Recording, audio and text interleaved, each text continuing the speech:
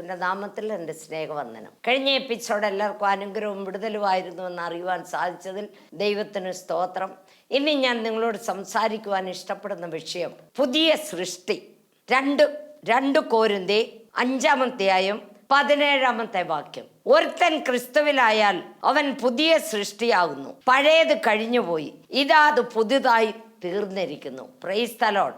ഒരു വാക്ക് പ്രാർത്ഥിക്കാം. ദൈവമേ, സ്തോത്ര കർത്താവേ, വചനം നിന്റേതാണപ്പാ, ഞങ്ങൾ ഓരോരുത്തരും നിന്റേതാണപ്പാ. നീ ഞങ്ങളോട് സംസാരിക്കണമേ. മനുഷ്യ സ്വരമല്ലപ്പാ, നിന്റെ സ്വരം കേൾപ്പാൻ നീ ഇടയാക്കണമേ അപ്പാ. ദൂരത്തും ചാരത്തുമായിരിക്കുന്ന എല്ലാ മക്കളെയും നീ അനുഗ്രഹിക്കണമേ. എല്ലാ മക്കളെയും കർത്താവെ, അവർക്ക് വിടുതലും രക്ഷണയും നീ കൊടുക്കണമേ കർത്താവെ. അപ്പാ, ഒരു പുതിയ സൃഷ്ടിയായി തീരുവാൻ നീ സഹായിക്കണമേ കർത്താവെ. ആദ്യാവസാനം നീ കൂടെ ഇരിക്കണമേ. യേശു ക്രിസ്തുവിൻ്റെ നാമത്തിൽ ചോദിക്കുന്നു, കൃപയോടെ കേൾക്കണമേ. ആമേൻ. പുതിയ സൃഷ്ടി. നമ്മുടെ പഴയ ജീവിതമെല്ലാം കളഞ്ഞ് നീ ഒരു പക്ഷേ കുടിക്കുന്ന വ്യക്തിയായിരിക്കാം, കൊല ചെയ്ത വ്യക്തിയായിരിക്കാം, കള്ളത്താനം ചെയ്ത വ്യക്തിയായിരിക്കാം. നിന്റെ ജീവിതത്തിൽ നീ എന്ത് ചെയ്തിട്ടുണ്ടോ അത് ദൈവത്തിന്റെ സന്നിധിയിൽ ഏറ്റു പറഞ്ഞ്, കർത്താവേ, ഞാൻ പാപിയാണ്, എന്നോട് നീ ക്ഷമിക്കണമേ. ഞാൻ ഇന്നു മുതൽ നിന്റെ മകനായിട്ട്, നിന്റെ മകളായിട്ട് ജീവിക്കുവാൻ ആഗ്രഹിക്കുന്നുവെന്ന് നീ തീരുമാനമെടുക്കണം. ദൈവമേ, എൻ്റെ ഹൃദയത്തിലേക്ക് നീ വരണമെന്ന് പറയുമ്പോൾ ദൈവം നിന്നെ തീർച്ചയായിട്ടും അവൻ്റെ രക്തത്തല്ലി കഴുകി നിന്നെ ശുദ്ധീകരിച്ച് എസ്റ്റ് കടിഞ്ചുവപ്പായ പാപമായാലും ഹിമം പോലെ വെളുപ്പിക്കാൻ ശക്തവാനായ ദൈവമാണ് നമ്മുടെ ദൈവം. അങ്ങനെ വെളുപ്പിച്ച് നിന്റെ പേര് ജീവന്റെ പുസ്തകത്തിൽ എഴുതും. നീ അപ്പോൾ ഒരു പുതിയ സൃഷ്ടിയായി തീരണം. പുതിയ സൃഷ്ടിയായി കഴിഞ്ഞ് നീ ഒരിക്കലും പഴയത് എല്ലാം വിടണം. പഴയതെല്ലാം വിട്ട് ഒരു പുതിയ സൃഷ്ടിയോടുകൂടെ ജീവിക്കണം. അതായത് യോഹന്നാൻ 3:3 ആമീൻ ആമീൻ, ഞാൻ നിങ്ങളോട് പറയുന്നു, പുതുതായി ജനിച്ചില്ല എങ്കിൽ ദൈവരാജ്യം കാണുവാൻ ആർക്ക് സാധ്യമല്ല. നമ്മൾ പുതിയതായി ജനിക്കണം. നീ പാസ്റ്ററിൻ്റെ മകനായിരിക്കാം, നീ പാസ്റ്ററിൻ്റെ മകളായിരിക്കാം, നീ ബെന്തക്കോസ്ത് അപ്പൻ്റെ അമ്മയുടെയും പാസ്റ്ററമ്മയുടെയും വയറ്റിൽ ജനിച്ച വ്യക്തിയായിരിക്കാം. പക്ഷേ നീ ക്രിസ്ത്യാനിയാണെന്നും പറഞ്ഞ് നടന്നിട്ട് കാര്യമായില്ല. നിന്റെ ജീവിതത്തിൽ ഒരു പുതിയ ജനനം ഉണ്ടായിരിക്കണം. 2 പ്രാവശ്യം ജനിക്കുന്ന വ്യക്തിക്ക് ഒരു മരണമേ ഉള്ളൂ. ഒരു പ്രാവശ്യം ജനിക്കുന്ന വ്യക്തിക്ക് 2 മരണമുണ്ട്. 2 മരണമുണ്ട്. നിനക്ക് 2 മരണം വേണമെങ്കിൽ നീ ഒരു പ്രാവശ്യം ജനിച്ചാൽ മതി. നിന്റെ അമ്മയുടെ ഉദരത്തിൽ നിന്ന് നീ ജനിച്ചാൽ മതി. ഇല്ല, എനിക്ക് ഒരു മരണം മതി, എനിക്ക് കർത്താവിൻ്റെ സന്നിധിയിൽ ചേരണം എന്നാഗ്രഹം ഉണ്ടെങ്കിൽ നീ 2 പ്രാവശ്യം ജനിച്ചിരിക്കണം. നിനക്ക് നീ രണ്ടാമത് ജനിച്ച ദൈവത്തിൽ ജനിച്ച ജനന തീയതി എപ്പോഴും നിന്റെ മനസ്സിൽ ഉറക്കത്തിൽ വിളിച്ചാലും നീ പറയണം. അതായത് യോഹന്നാന്റെ സുവിശേഷം 3:6 ജഡത്താൽ ജനിച്ചത് ജഡമാകുന്നു, ആത്മാവിനാൽ ജനിച്ചത് ആത്മാവാകുന്നു. Praise the Lord. നാം പുതിയതായി ജനിച്ചെങ്കിൽ മാത്രമേ നാം ദൈവമക്കളായി തീരത്തുള്ളൂ. കർത്താവ് പറയുന്നു, ഒരുവൻ പുതിയതായി ജനിച്ചില്ല എങ്കിൽ സ്വർഗരാജ്യത്തിൽ കടക്കുവാൻ ആരെ കൊണ്ട് സാധ്യമല്ല എന്ന് ദൈവം തന്നെ പറയുകയാണ്. ജഡത്തിൽ ജനിച്ചത് ജഡമാകുന്നു. മാതാപിതാക്കളിൽ നിന്ന് ജനിക്കുന്നത് ശാരീരികമായ ജനനമാണ്. എന്നാൽ ക്രിസ്തുവിലുള്ള ജനനമാണ് ആത്മീയമായ ജനനം. ആ ജനനം പ്രാപിച്ചിട്ടില്ലാത്തവര് ഇന്ന് തന്നെ ആ ജനനം പ്രാപിക്കണം. പ്രാപിച്ച് ഒരു പുതിയ സൃഷ്ടിയായിട്ട് ജീവിക്കണം. യോഹന്നാന്റെ സുവിശേഷം 1:12-13 അവനെ കൈക്കൊണ്ട് അവൻ്റെ നാമത്തിൽ വിശ്വസിക്കുന്ന ഏവർക്കും ദൈവമക്കളാകുവാൻ അവൻ അധികാരം കൊടുത്തിരിക്കുകയാണ്. ഈ അധികാരം വേണ്ടിയവര് ദൈവത്തെ ഹൃദയത്തിൽ സ്വീകരിക്കണം. അവൻ അധികാരം കൊടുത്തു. അവൻ ജഡത്തിൽ നിന്നല്ല, ജഡത്തിൻ്റെ ഇഷ്ടത്താലുമല്ല, പുരുഷന്റെ ഇഷ്ടത്താലുമല്ല, ദൈവത്തിൽ നിന്നത്രേ ജനിച്ചത്. ഹല്ലേലൂയ. ദൈവത്തിൽ നിന്ന് ജനിച്ചവരാണ് ദൈവമക്കൾ. നമ്മൾ ദൈവമക്കളായി തീരണമെന്ന് വരികിൽ നമ്മൾ ദൈവത്തിൽ നിന്ന് ജനിച്ചിരിക്കണം. അങ്ങനെയുള്ളവരാണ് സ്വർഗരാജ്യത്തിൽ കടക്കുന്നത്. നിനക്ക് സ്വർഗരാജ്യം വേണമെന്ന് വരികിൽ നീ ദൈവത്തിൽ നിന്നും ജനിച്ചിരിക്കണം. അമ്മയുടെ വയറ്റിൽ നിന്നും ജനിച്ച ജനനമല്ല ദൈവത്തിന് വേണ്ടിയത്. ദൈവത്തിന് വേണ്ടിയത് ദൈവത്തിൽ നിന്നും ജനിച്ചവരാണ് ദൈവമക്കൾ. അങ്ങനെ ഉള്ളവരാണ് സ്വർഗരാജ്യത്തിൽ കടക്കുന്നത്. പ്രിയമക്കളെ, അതുപോലെ തന്നെ യോഹന്നാന്റെ സുവിശേഷം 13-ാം അധ്യായം 34-ാമത്തെ വാക്യം, നിങ്ങൾ തമ്മിൽ തമ്മിൽ സ്നേഹിക്കണമെന്ന് പുതിയൊരു കൽപ്പന ഞാൻ നിങ്ങൾക്ക് തരുന്നു. പുതിയതായി ജനിച്ചവർക്ക് ഒരു പുതിയ കൽപ്പന ദൈവം തരികയാണ്. എന്താണെന്ന് ചോദിച്ചാൽ, നമ്മൾ തമ്മിൽ തമ്മിൽ സ്നേഹിക്കണം. സ്നേഹിക്കണം. ഞാൻ നിങ്ങളെ സ്നേഹിച്ചതുപോലെ നിങ്ങൾ തമ്മിൽ തമ്മിൽ സ്നേഹിക്കണമെന്ന് തന്നെ പുതിയതായി ജനിച്ചവർ പുതിയ കൽപ്പനയെ അനുസരിക്കണം. പുതിയ കൽപ്പനയെ അനുസരിച്ചാൽ നമ്മൾ കർത്താവിൻ്റെ ശിഷ്യന്മാരായി തീരും. പ്രിയ മക്കളെ, പുതിയ സൃഷ്ടിയായവർക്ക് ദൈവം ഒരു പുതിയ ആജ്ഞ, പുതിയ കൽപ്പന കൊടുക്കുകയാണ്. എന്താണെന്ന് ചോദിച്ചാൽ, സ്നേഹം. നമ്മളെ പരസ്പര സ്നേഹത്തോടുകൂടെ പരസ്പരം തമ്മിൽ തമ്മിൽ സ്നേഹിക്കണമെന്ന് തന്നെ പുതിയതായി ജനിച്ചവർ പുതിയ കൽപ്പനയെ അനുസരിക്കണം. പുതിയ കൽപ്പന അനുസരിച്ചാൽ നമ്മൾ കർത്താവിൻ്റെ ശിഷ്യന്മാരായി തീരും. നമ്മൾ വെറും മക്കളായിക്കൊണ്ട് ജീവിച്ചിട്ട് കാര്യമില്ല, നമ്മൾ ദൈവത്തിൻ്റെ ശിഷ്യന്മാരായി തീരണം. നമ്മളെ ഓരോരുത്തരും ദൈവമക്കളാകുവാനല്ല ദൈവം പറഞ്ഞിരിക്കുന്നത്, ശിഷ്യരാകാനാണ് പറഞ്ഞിരിക്കുന്നത്. സ്നേഹിക്കുന്നതിന് പകരം ഈ കാലത്ത് ഏത് സഭയിലായാലും ഏത് കുടുംബത്തിലായാലും ഏത് വ്യക്തിയിലായാലും സ്നേഹം കുറഞ്ഞിരിക്കുകയാണ്. മാതാപിതാക്കളെ കണ്ടാൽ മരുമോക്കാകത്തില്ല, മരുമോളെ കണ്ടാൽ അമ്മായിപ്പനും അമ്മായിയമ്മയ്ക്കും ആകത്തില്ല, മക്കളെ കണ്ടാൽ അപ്പനാകത്തില്ല, അപ്പനെ കണ്ടാൽ മക്കൾക്കാകത്തില്ല. അങ്ങനത്തെ ഒരു കാലയളവിലാണ് നമ്മൾ ഓരോരുത്തരും വന്നിരിക്കുന്നത്. എവിടെ നോക്കിയാലും വെട്ടും കുത്തും കൊലയും, TV കാണാനേ മേല, പേപ്പർ വായിക്കാനും പേടിയാകുകയാണ്. പ്രിയ സഹോദര സഹോദരി, നമ്മൾ തമ്മിൽ തമ്മിൽ സ്നേഹിക്കുന്നവരായിരിക്കണമെന്നാണ് ദൈവം നമ്മളോട് പറഞ്ഞിരിക്കുന്നത്. അതുപോലെ തന്നെ സ്നേഹിക്കുന്നതിന് പകരം മറ്റുള്ളവരുടെ കുറ്റം പറഞ്ഞ് നടക്കരുത്. മറ്റുള്ളവരുടെ കുറ്റം പറയുന്നതിലാണ് ഇന്ന് 90% ജനങ്ങൾക്കും സന്തോഷം. അങ്ങനെ കുത്തി സംസാരിക്കുകയും ചെയ്യുന്നതാണ് അനേക സഭകളിലും വീടുകളിലും നടക്കുന്നത്.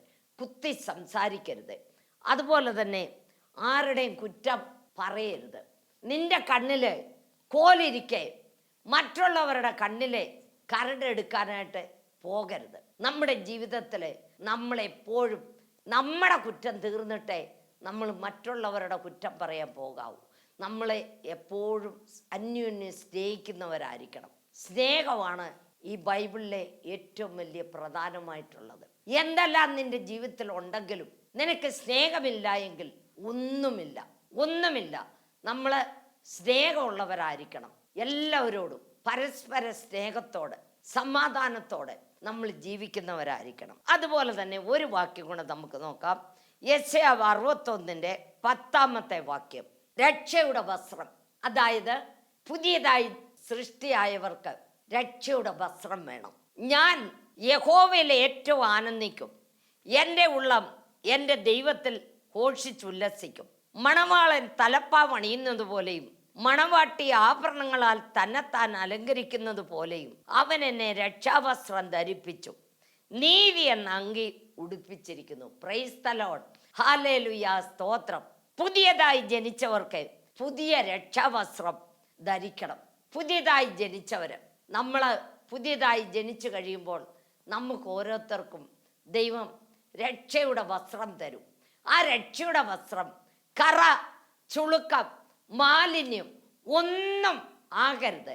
നമ്മൾ അത് പരിശുദ്ധമായിട്ട് സൂക്ഷിച്ച് ആ വസ്ത്രം ധരിച്ചെങ്കിൽ മാത്രമേ നമുക്ക് സ്വർഗരാജ്യത്തിൽ പോകാൻ പറ്റത്തുള്ളൂ. ജോസഫ് തൻ്റെ രക്ഷയുടെ വസ്ത്രം സൂക്ഷിച്ചതുകൊണ്ട് അവന് 13 വർഷം കാരാഗൃഹത്തിൽ കഴിയേണ്ടി വന്നു. കാരാഗൃഹത്തിൽ കഴിഞ്ഞിട്ടും അവൻ രക്ഷയുടെ വസ്ത്രം കറ, ചുളുക്കം, മാലിന്യം ഒന്നുമില്ലാതെ കാത്തു സൂക്ഷിച്ചതിൻ്റെ ഫലമായി അവന് മന്ത്രിയായി തീർന്നു. പ്രിയ മക്കളെ, നമ്മുടെ ജീവിതത്തിൽ നമ്മുടെ രക്ഷയുടെ വസ്ത്രം ഒരിക്കലും കളങ്കപ്പെടുത്തരുത്. മത്തായിയുടെ സുവിശേഷം 22-ാം അധ്യായത്തില് കർത്താവ് തന്നെ ഉപമ പറയുന്നു.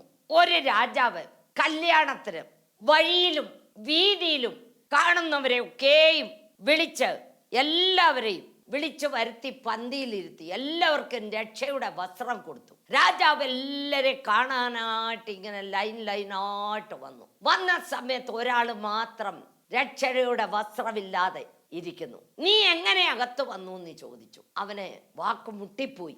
രാജാവ് പറയുന്നു, ഇവന്റെ കാലും കൈയും കെട്ടി ഇവനെ നിത്യ നരകത്തിലേക്ക് തള്ളിക്കളയാൻ പറയുന്നു. പ്രിയ മക്കളെ, രക്ഷയുടെ വസ്ത്രം നമ്മൾ ധരിച്ചിരിക്കണം. ആ രക്ഷയുടെ വസ്ത്രം വിശുദ്ധിയോടും വെടിപ്പോടും കൂടെ നമ്മൾ കാത്തു സൂക്ഷിക്കുന്നവരായിരിക്കണം. ഇല്ല എങ്കിൽ നമ്മളെ നിത്യ നരകത്തിലേക്ക് തള്ളിക്കളയും. നമ്മൾ നിത്യ നരകത്തിൽ പുതിയതായി ജനിച്ചു കഴിയുമ്പോൾ, പുതിയ സൃഷ്ടിയായി തീർന്നു കഴിയുമ്പോൾ നമുക്ക് ദൈവം രക്ഷയുടെ വസ്ത്രം തരും. ആ രക്ഷയുടെ വസ്ത്രം നമ്മളെ കാത്തു സൂക്ഷിച്ച് എൻ്റെ കർത്താവ് വരുന്നവരെയും കർത്താവിനോടുകൂടെ പോകുന്നവരെയും നമ്മളത് കാത്തു സൂക്ഷിക്കണം.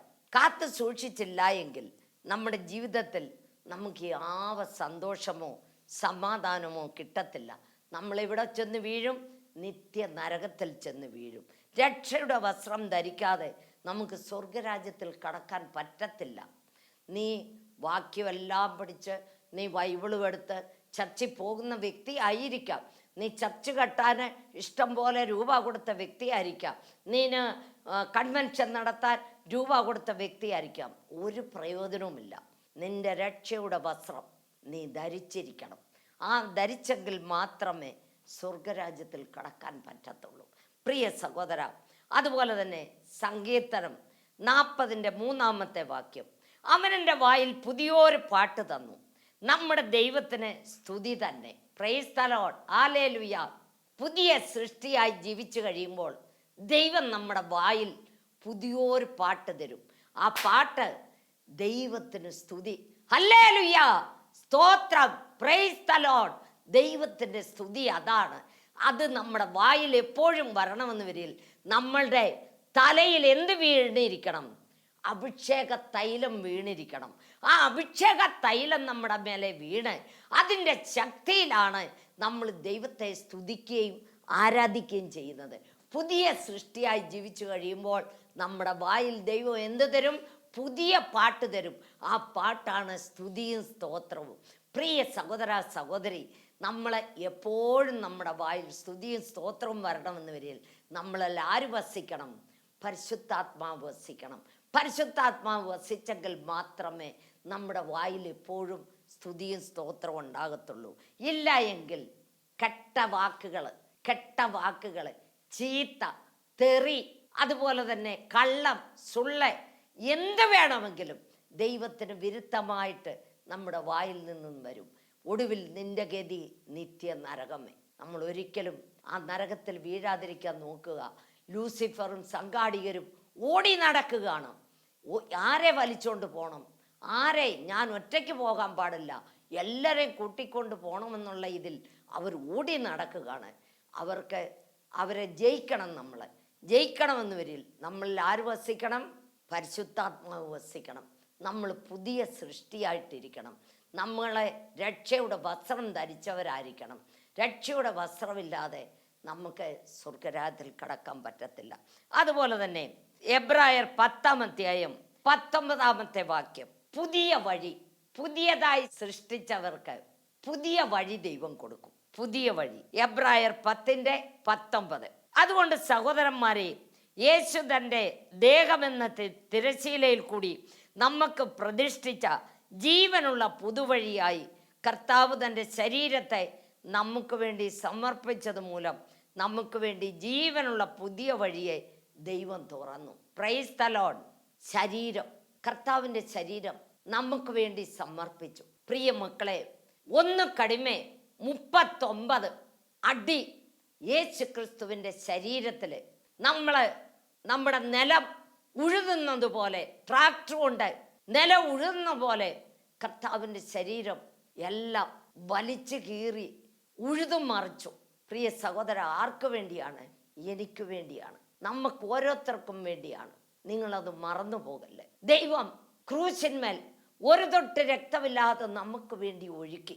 യേശു ക്രിസ്തു മരിച്ചപ്പോൾ ആ തിരശ്ശീല മേള് തിന്ന് അടിവരെയും കീറിപ്പോയി. സാധാരണ തുണി കീറുന്നത് അടിയിൽ നിന്നും മേളിലോട്ടാണ്. ഇത് മേളിൽ നിന്ന് അടിവരെയും കീറിപ്പോയി. പഴയ ഉടമ്പടിക്ക കാലത്ത് മഹാപുരോഹിതൻ മാത്രമേ വിശുദ്ധ സ്ഥലത്ത് പോകാനൊക്കത്തുള്ളൂ. അഥവാ പോയാൽ തന്നെ ആ മനുഷ്യൻ എന്തെങ്കിലും പാപം ചെയ്തെങ്കിൽ അവിടെ തന്നെ മരിച്ചു വീഴും. ആ ഡെഡ് ബോഡി എടുക്കാൻ പോലും ആർക്കും അവിടെ ചെല്ലാൻ അധികാരമില്ലായിരുന്നു. അവർ പോകുന്ന സമയത്ത് അവരുടെ നടുവിന് ഒരു കയറ് കെട്ടി നീട്ടി നീട്ടി നീട്ടി ഇങ്ങനെ വിട്ടാണ് അവർ കയറിപ്പോകുന്നത്. അതേസമയം എൻ്റെ യേശുവിൻ്റെ തിരുശരീരമാകുന്ന തിരുശരീരം സീളിയപ്പോൾ ആ പർദ രണ്ടായിട്ട് വിഭാഗിച്ചു. നമുക്ക് ഏത് സമയത്തും അപ്പാ പിതാവേ എന്ന് വിളിച്ചുകൊണ്ട് നമുക്ക് ഏത് സമയത്തും ദൈവത്തിൻ്റെ സന്നിധിയിൽ ചെല്ലാനായിട്ട് ദൈവം നമുക്ക് അനുവാദം തന്നിരിക്കുകയാണ്. എൻ്റെ യേശുവാണ് ഞാൻ വഴിയും സത്യവും ജീവനുമാകുന്നെന്നാണ് പറഞ്ഞിരിക്കുന്നത്. എൻ്റെ ദൈവമാണ് ആ പുതിയ വഴി. എൻ്റെ ദൈവമാണ് യേശു ക്രിസ്തുവാണ് വഴി, നമുക്ക് തന്നിരിക്കുന്ന പുതിയ വഴി. ആ യേശു ക്രിസ്തു നമുക്ക് പുതിയ വഴി തന്നിരിക്കുകയാണ്. ആ യേശു ക്രിസ്തുവിനെ പുതിയ സൃഷ്ടിയായ വ്യക്തിക്ക് പുതിയ വഴി ദൈവം തന്നിരിക്കുന്നു. നീ പുതിയ വഴി നിനക്ക് വേണമെങ്കിൽ ആ കൃപാസനത്തിലേക്ക് വരുവാനുള്ള ഭാഗ്യം ദൈവമക്കളായ നമുക്ക് ലഭിച്ചു. ഹല്ലേലൂയ, നമുക്ക് ലഭിച്ചു. നമുക്കൊരു മീഡിയേറ്റർ വേണ്ട. നമുക്ക് ഡയറക്റ്റായിട്ട് നമ്മുടെ അപ്പൻ്റെ അടുത്ത് പോകാം. അവൻ നമ്മുടെ അപ്പനാണ്, അവൻ നമ്മുടെ രാജനാണ്, രാജാതിരാജനാണ്, പ്രഭുക്കന്മാരിലേക്കും പ്രഭുവാണ്. അവൻ നമ്മുടെ പിതാവാണ്. ഡാഡി, പപ്പ എന്ന് വിളിച്ചോണ്ട് നമ്മുടെ അപ്പൻ്റെ അടുത്ത് നമുക്ക് പോകാൻ ദൈവം നമുക്ക് പുതുവഴി, ഈ പുതുവഴി വേണ്ടിയവർ ദയവ് ചെയ്ത് കർത്താവായ യേശുവിനെ സ്വന്തം രക്ഷകനാക്കി സ്വീകരിക്കുക. സ്വീകരിച്ചിട്ടില്ലാത്തവർ ഇന്ന് തന്നെ സ്വീകരിക്കുക. നീ മർത്തോമാക്കാരനായിരിക്കാം, നീ യാക്കോബാക്കാരനായിരിക്കാം, നീ ആരെങ്കിലും ആയിക്കോട്ടെ, നീ ബന്ധക്കോസുകാരനായിരിക്കാം, ആരെങ്കിലും ആയിക്കോട്ടെ, നിനക്ക് ഈ പുതുവഴി വേണമെങ്കിൽ കർത്താവായ യേശുവിനെ ഞാൻ എൻ്റെ അപ്പനും അമ്മയും പാസ്റ്റർ, ഞാൻ അവരുടെ വയറ്റിൽ ജനിച്ചു വന്ന ഒരു പ്രയോജനവും ഇല്ല മക്കളെ, ഒരു പ്രയോജനവും ഇല്ല. ഞാനിവിടെ ആയിരക്കണക്കിന് ആൾക്കാരെ കാണുന്നു. ദയവ് ചെയ്ത് നിന്റെ ഹൃദയം ദൈവത്തിന് തുറന്നു കൊടുത്ത് നീ സ്നാനപ്പെട്ട് പരിശുദ്ധാത്മാവിനെ പ്രാപിച്ച് നീ സത്യത്തിലും ആത്മാവിലും ആരാധിക്കുകയും നിന്റെ വായിൽ എപ്പോഴും പുതിയ പാട്ടുണ്ടായിരിക്കണം, സ്തുതിയും സ്തോത്രവും. ഇല്ല എങ്കിൽ നീ മടുത്തു പോകാതെ പ്രാർത്ഥിക്കുന്ന ഒരു വ്യക്തിയായിരിക്കണം. നീ ബൈബിള് വായിക്കുകയും ധ്യാനിക്കുകയും ചെയ്യുന്ന ഒരു വ്യക്തിയായിരിക്കണം. നീ ഉപവസിക്കുന്ന ഒരു വ്യക്തിയായിരിക്കണം. നിന്നെ ദൈവം എങ്ങനെ സ്നേഹിക്കുമെന്നറിയാവോ? എങ്ങനെ സ്നേഹിക്കുമെന്ന് നിന്നോട് ദൈവം സംസാരിക്കും. രാത്രി ആമങ്ങളിൽ നിനക്ക് നല്ല ദർശനം തരും. നിന്നെ മുട്ടി ദൈവം സംസാരിക്കും. ഞാൻ പറഞ്ഞത് കള്ളമാണോ എന്ന് നീ പരീക്ഷിച്ച് നോക്കൂ. എൻ്റെ അനുഭവത്തിൽ കൂടാണ് ഞാൻ ഈ പറയുന്നത്. ഞാൻ എൻ്റെ സ്വന്തം അനുഭവത്തിൽ കൂടാണ് ഞാൻ പറയുന്നത്. ഈ രക്ഷകനായി, കർത്താവിനെ രക്ഷകനായി സ്വീകരിച്ച് ദൈവമക്കളായി തീരണമേന്ന് ഞാൻ നിങ്ങളോട് അപേക്ഷിക്കുകയാണ്. അതുപോലെ തന്നെ നമുക്ക് പുതിയ സൃഷ്ടിയായ ഒരു വ്യക്തിക്ക് ദൈവം പുതിയ പേര് തരും. പുതിയ പേര്. വെളിപ്പാട് 2:17 വാക്യം. ആത്മാവ് സഭകളോട് പറയുന്നത് എന്തെന്ന് ചെവിയുള്ളവൻ കേൾക്കട്ടെ. ജയിക്കുന്നവനെ ഞാൻ മറഞ്ഞിരിക്കുന്ന മന്ന കൊടുക്കും. ഞാൻ അവന് വെള്ളക്കല്ലും ലഭിക്കുന്നവനല്ലാതെ ആരും അറിയാത്തതും ആ കല്ലിന്മേൽ എഴുതിയിരിക്കുന്നതുമായ പുതിയ പേരും കൊടുക്കും. Praise the Lord. നീ പുതിയതായി ജനിച്ച ഒരു വ്യക്തിയാണെങ്കിൽ, നീ പുതിയ വഴിയിൽ നടക്കുന്ന ഒരു വ്യക്തിയാണെങ്കിൽ കർത്താവ് നിനക്ക് എന്ത് തരുമെന്നാണ് പറഞ്ഞിരിക്കുന്നത്? പുതിയ പേര്. അതും വെള്ളക്കല്ലിൽ എഴുതിയ പുതിയ പേര് നമുക്ക് ഓരോരുത്തർക്കും ദൈവം തരും. എനിക്ക് കിട്ടിയിരിക്കുന്ന പേര് വേറെ ആർക്കും അറിയത്തില്ല. എനിക്കും എൻ്റെ അപ്പച്ചനും മാത്രമേ അറിയത്തുള്ളൂ. ബൈബിള് വായിച്ചു നോക്കാം. അത് കഴിഞ്ഞാൽ പിന്നെ നമുക്ക് തരുന്നത് ഒസതായി ജനിച്ചവർക്ക് പുതിയ ആകാശവും പുതിയ ഭൂമിയും ലഭിക്കുന്നു. വെളിപ്പാട് 21 വാക്യം. പുതിയ ആകാശവും പുതിയ ഭൂമിയും കണ്ടു. പുതിയതായി ജനിച്ച് പുതിയ ആജ്ഞ അനുസരിച്ച് പുതിയ പാട്ടുപാടി പുതിയ വഴിയിൽ നടക്കുന്നവർക്ക് വേണ്ടി പുതിയ ആകാശവും പുതിയ ഭൂമിയും ദൈവം ഒരുക്കുന്നു. ഇത് എപ്പോഴാണ് കർത്താവ് വന്ന് ഇതെപ്പോഴാണ് ലഭിക്കുന്നതെന്ന് ചോദിച്ചാൽ, കർത്താവ് വന്ന് തൻ്റെ സഭയെ ചേർത്ത് കഴിഞ്ഞ് 7 വർഷം കഴിയുമ്പോൾ, ഈ 7 വർഷം അവിടെ നമ്മളെ ദൈവം എടുത്തു കഴിയുമ്പോൾ ഇവിടെ മഹാ ഉപദ്രവ കാലം 7 വർഷം നടക്കുകയാണ്. 7 വർഷം കഴിയുമ്പോൾ ഇവിടെ എന്ത് വരുമെന്നറിയോ? പുതിയ ആകാശവും പുതിയ ഭൂമിയും ദൈവം കൂട്ടിക്കൊണ്ടുപോയ ജനങ്ങളുമായിട്ട് ഈ ലോകത്തിലേക്ക് വരും. അത് ഇവിടെ അല്ല വരുന്നത്, യെരുശലേമിലാണ് വരുന്നത് ദൈവം വരുന്നത്. അന്ന് ദൈവമക്കൾ 1000 ആണ്ട് വാഴുന്നത്. അന്ന് പാപമയമായ ഈ ലോകം മാറിപ്പോകും. ഈ പാപമയമായ ഈ ലോകം, നമ്മുടെ ഈ ഭൂമി ആകാശം എല്ലാം മാറിപ്പോയി പുതിയ ആകാശവും പുതിയ ഭൂമിയും സൃഷ്ടിച്ച് ഇന്ന് തന്നെ യേശു ക്രിസ്തുവിനെ, പ്രിയ മക്കളെ, നിങ്ങൾ രക്ഷകനായി സ്വീകരിച്ചിട്ടില്ലെങ്കിൽ ഇന്ന് തന്നെ രക്ഷകനായി സ്വീകരിച്ച് പുതിയ സൃഷ്ടിയായി പുതിയ വഴിയിൽ നടക്കുക. നിന്റെ ദൈവം നമ്മളെ ഓരോരുത്തരെയും ദൈവം സഹായിക്കട്ടെ എന്ന് ആഗ്രഹിക്കുന്നു. ദൈവം നമ്മൾ ഓരോരുത്തരും പുതിയ സൃഷ്ടിയായി ജീവിക്കുക. അതുപോലെ തന്നെ പുതിയ സൃഷ്ടിയായി പുതിയ വഴിയിൽ നടക്കുക. പുതിയ വഴിയിൽ, അതായത് യേശു ക്രിസ്തുവിൻ്റെ വഴിയിൽ. യേശുവേ, നീ വിശാലമായ വഴിയിൽ കൂടെ പോയാൽ അതിൻ്റെ അന്ത്യം എവിടെയാണെന്നറിയാവോ? നരകമാണ്. അവിടെ ഭയങ്കര തീയാണ്, തീ പൊയ്യാണ്. അവിടെ നിനക്ക് പോകണമോ? സ്വർഗത്തിൽ പോകണമോ? സ്വർഗത്തിൽ ശാന്തി, സമാധാനം, സന്തോഷം, ദേവരൊന്തിയ വാസം. നിനക്ക് ഏത് വേണമെന്ന് നിങ്ങൾ തീരുമാനിച്ചു. എനിക്ക് ഓരോ ദിവസവും ഇവിടെ നടക്കുന്ന ഓരോ കാര്യങ്ങൾ കണ്ടാൽ സഹിക്കാനും ക്ഷമിക്കാനും പറ്റത്തില്ല. പ്രിയ മക്കളെ, എത്രയോ ജനങ്ങൾ സാത്താൻ്റെയും കൂടോത്രത്തിൻ്റെയും അടിമയിൽപ്പെട്ട് കുടുംബങ്ങൾ നശിച്ചുകൊണ്ടിരിക്കുന്നു. ഭാര്യയും ഭർത്താവും അടിയും പിടിയും ബഹളവും, അത് പറഞ്ഞറിയിക്കാൻ പറ്റത്തില്ല. നമ്മുടെ ഈ കർണാടക സ്റ്റേറ്റിൽ ഇതുപോലെ ആയിരിക്കുക ഇപ്പം കേരളവും. ഓരോരുത്തർ അവിടുന്ന് ഫോൺ ചെയ്യുന്ന കേൾക്കുമ്പോൾ കരച്ചിൽ വരികയാണ്. നിങ്ങളൊരു പുതിയ തീരുമാനമെടുക്കാൻ. ഞാൻ ദൈവമകളായി ജീവിക്കും, ഞാൻ ദൈവമകനായി ജീവിക്കും, എൻ്റെ വായിൽ പുതിയ പാട്ട് വേണം, അതുപോലെ തന്നെ ഞാൻ പുതിയ വഴിയിൽ കൂടെ പോകണം, എൻ്റെ പേര് ജീവൻ്റെ പുസ്തകത്തിൽ കാണണം, എനിക്ക് ആർക്കും അറിയാൻ മേലാത്ത പേര് എനിക്കും കിട്ടണം. യാക്കോബ് കരഞ്ഞു പ്രാർത്ഥിച്ചപ്പോൾ യാക്കോബിന് എന്താ പറഞ്ഞത്? നീയെ ഇസ്രയേലാണ്, ഇനി യാക്കോബല്ല, നീ ഇന്നു മുതൽ ഇസ്രയേലാണെന്ന് എന്ന് പറഞ്ഞ പോലെ നമുക്ക് ഓരോരുത്തർക്കും ദൈവം വെള്ളക്കല്ലിൽ എഴുതിയ പേരവിടെ ചെല്ലുമ്പോൾ തരും. ആർക്കും അതറിയത്തില്ല, ദൈവത്തിനും അറിയാം, നമുക്കും അറിയാം. Praise the Lord, hallelujah. ഞാൻ നിങ്ങൾക്ക് വേണ്ടി പ്രാർത്ഥിക്കാൻ പോവാണ്. മുട്ടുകുത്താൻ പറ്റുന്നവർ മുട്ടുകുത്ത്. നിങ്ങളുടെ ആവശ്യഭാരങ്ങൾ ദൈവസന്നിധിയിൽ പറഞ്ഞ് കരഞ്ഞ് പ്രാർത്ഥന. ഹല്ലേലൂയ, സ്തോത്രം സ്തോത്രം സ്തോത്രം. കരുണാസമ്പന്നനും നിത്യനുമായ ഞങ്ങളുടെ വാഴ്ത്തപ്പെട്ട സ്വർഗസ്ഥ പിതാവേ, ദൂരത്തും ചാരത്തും ആർക്കെൻ്റെ മക്കളുമായിട്ട് നിൻ്റെ അടുത്ത് വരുന്നപ്പാ കർത്താവേ, പുതിയ സൃഷ്ടിയാകാത്തവർ കർത്താവേ, ഇന്നൊരു പുതിയ സൃഷ്ടിയോടും കർത്താവേ, ആ രക്ഷണയ വസ്ത്രം ധരിച്ചുകൊണ്ട് കർത്താവേ ജീവിക്കുന്നവരാക്കി തീർക്കണമേ അപ്പച്ച. പുതുവഴിയിൽ കൂടെ നടക്കുന്നവരാക്കി തീർക്കണമേ അപ്പച്ച. കർത്താവേ, നല്ല കർത്താവേ അപ്പ, പുതിയ പേര്, ആ വെള്ളക്കല്ലിൽ എഴുതിയ പേര് ലഭിക്കുന്നവരാക്കി തീർക്കണമേ അപ്പച്ച. പുതിയ ആകാശവും പുതിയ ഭൂമിയിലും കൂടെ സഞ്ചരിക്കുന്നവരാക്കി തീർക്കണമേ അപ്പച്ച. ഞങ്ങൾ നശിച്ചു പോവാൻ നീ വിടല്ലപ്പ, തളർന്നും ക്ഷീണിച്ചു പോവാൻ നീ വിടല്ലപ്പ. കറ, ചുളുക്കം, മാലിന്യം യാതൊന്നും ഞങ്ങളുടെ വസ്ത്രത്തിന്മേൽ ആകരുതപ്പ. ഞങ്ങൾ കർത്താവേ, എന്താ കഷ്ടം വന്നാലും എന്ത് നോവ് വന്നാലും ആരും ഞങ്ങളെ ഉപദ്രവിച്ചാലും കർത്താവേ, ഞങ്ങളുടെ ജീവൻ നിന്റെ സന്നിധിയിൽ വന്നു ചേരുമെന്നുള്ള ആശയോടുകൂടെ ഞങ്ങൾ ജീവിക്കുകയാണ് കർത്താവേ. നീ ഞങ്ങളെ കാത്തു പരിപാലിക്കണമേ കർത്താവേ. അതുപോലെ എത്രയോ ജനങ്ങൾ ശാന്തിയില്ല, സമാധാനമില്ലാതെ കഴിയുന്നപ്പ, കുടിച്ചു കൂത്താടി കഴിയുന്നല്ലപ്പ. കൂടത്രങ്ങളാലും കർത്താവെ സൈത്താൻ പീഡകളാലും എത്രയോ കുടുംബങ്ങൾ കഴിയുന്നപ്പ, നീ അതിനെ വിടുതൽ കൊടുക്കണമേ കർത്താവെ. അപ്പ, കാൻസർ രോഗികളെ നീ ഇപ്പോൾ തന്നെ തൊടണമേ, പാരാലിസിസ് രോഗികളെ ഇപ്പോൾ തന്നെ തൊടണമേ, ഹാർട്ട് പേഷ്യന്റിനെ ഇപ്പോൾ തന്നെ തൊടണമേ, പരിശുദ്ധാത്മനെ തൊടണമേ, പരിശുദ്ധാത്മനെ ഇപ്പോൾ തന്നെ തൊടണമേ.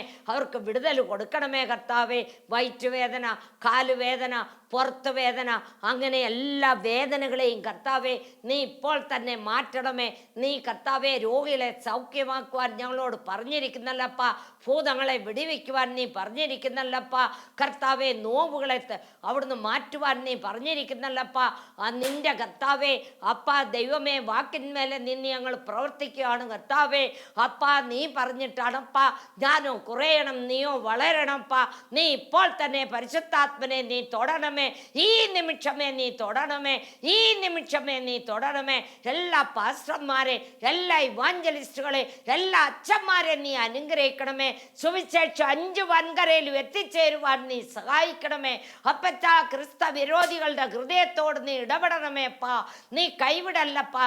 അവരോട് നീ ഇടപെടണമേപ്പാ. അവരൊരു പുതിയ സൃഷ്ടിയായി തീരുവാൻ നീ സഹായിക്കണമേ. ഇത്ര കാലം ഞാൻ വിശാലമായ വഴിയിൽ കൂടെ നടന്നു. ഇനിയും ഞാൻ ജീവിക്കുന്നെങ്കിൽ എൻ്റെ യേശുവിനെ കണ്ടുകൊണ്ട് യേശുവിൻ്റെ കർത്താവെ വഴിയിൽ കൂടെ ഞാൻ ജീവിക്കുമെന്ന് തീരുമാനമെടുക്കുവാൻ നീ സഹായിക്കണമേപ്പാ. നീ സഹായിക്കണമേപ്പാ. ആരും നശിച്ചു പോവാൻ നീ വിടല്ലപ്പാ. തളർന്നും ക്ഷീണിച്ചു പോവാൻ നീ വിടല്ലപ്പാ.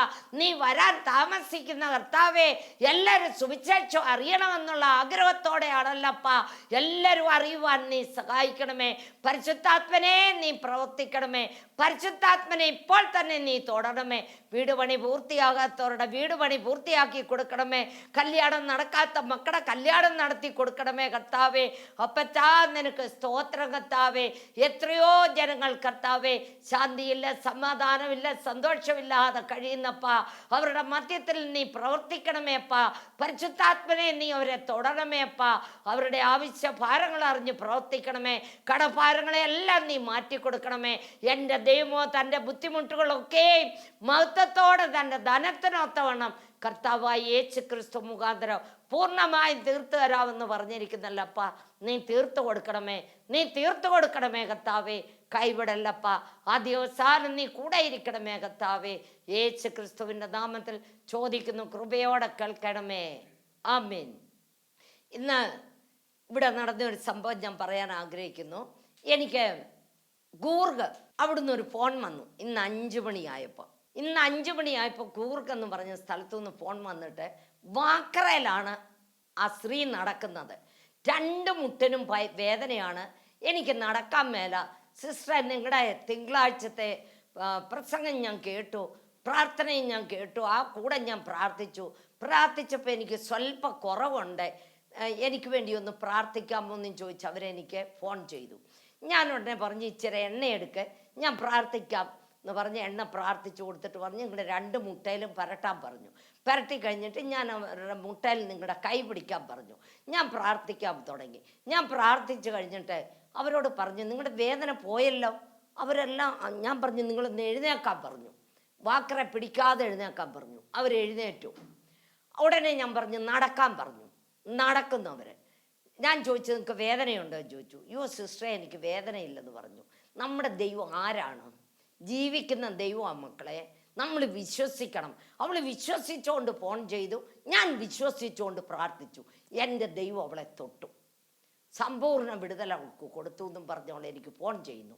ഇനി നാളെ അവരുടെ ഫോൺ വരും. നാളെയോ നാളത്തെ കഴിഞ്ഞോ ഞാൻ അവരോട് പറഞ്ഞിട്ടുണ്ട്, 1 കുപ്പി എണ്ണ മേടിച്ചു വെക്കാൻ. ഞാൻ അതിനു വേണ്ടി പ്രാർത്ഥിച്ചു തരാം. നിങ്ങൾ ദിവസമായി എണ്ണ യേശുവിൻ രക്തം പറഞ്ഞ് പെരട്ടെ എന്ന് പറഞ്ഞ് അങ്ങനെ അവരോട് പറഞ്ഞു. ദൈവം അവരെ അനുഗ്രഹിച്ചെന്ന് ഞാൻ വിശ്വസിക്കുന്നു. നിങ്ങളുടെ പ്രാർത്ഥനാ വിഷയം ഞങ്ങളെ ഫോൺ ചെയ്ത് അറിയിക്കുക. ഞങ്ങൾ നിങ്ങൾക്ക് വേണ്ടി പ്രാർത്ഥിക്കാം. നിങ്ങളുടെ പ്രാർത്ഥനയിൽ ഞങ്ങളെയും ഞങ്ങളുടെ കുടുംബത്തെയും ഞങ്ങളുടെ സഭയെ ഓർത്ത് പ്രാർത്ഥിക്കണമെന്ന് അപേക്ഷിക്കുന്നു. God bless you. പ്രൈസ്.